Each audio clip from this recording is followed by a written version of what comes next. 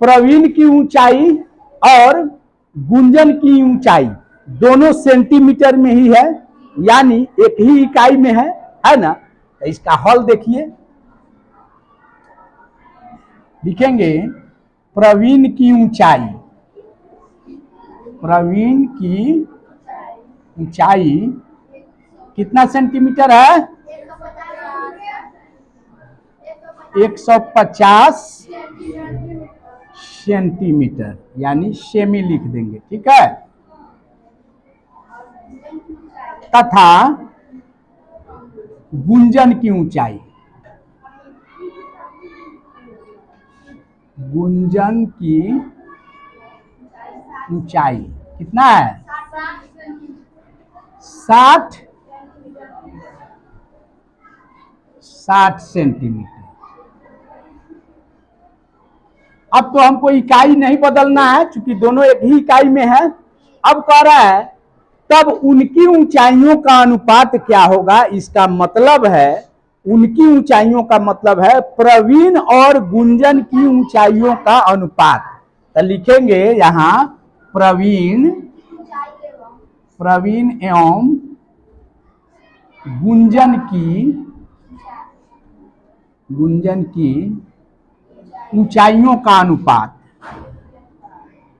ऊंचाइयों का अनुपात। तो प्रवीण पहले लिखे हैं, तब ऊपर कौन होगा? प्रवीण की ऊंचाई यानी 150 सेंटीमीटर और बटा गुंजन की ऊंचाई 60 सेंटीमीटर। अब हम देखेंगे ऐसे भी इसको कटा देंगे नहीं, लेकिन सरलतम रूप लाने के लिए नियम क्या है कि दोनों का हम क्या निकाल लेंगे? महत्तम समापवर्तक। क्या निकालेंगे?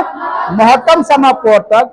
और जो महत्तम समापवर्तक आएगा उसी से अंश और हर में भाग दे देते हैं, तब यह सरलतम रूप में बदल जाता है। तो यहां देखिए इसका महत्तम समापवर्तक भाग विधि से 60 से हम भाग कर देंगे 150 में, 60 दूना 120, कितना हो जाएगा? 30। और इस 30 से भाग कर देंगे 60 में, 30 दूना 60, कितना आ गया? HCF 30। तो HCF 30 आ गया इसका मतलब है कि अब 150 में हम कितना से भाग करेंगे? 150 भागा 30 बटा 60 भागा 30, भाग का चिन्ह है, ठीक है। अब देखिए, अब भाग दीजिएगा तो कितना आ जाएगा? ये ऊपर आ जाएगा 5 और नीचे आ जाएगा बटा 2, यानी 5/2 आ गया। ये कहने का मतलब है, इसको लिखेंगे 5:2, 5:2, यानी प्रवीण और गुंजन की ऊंचाइयों का अनुपात कितना आ गया?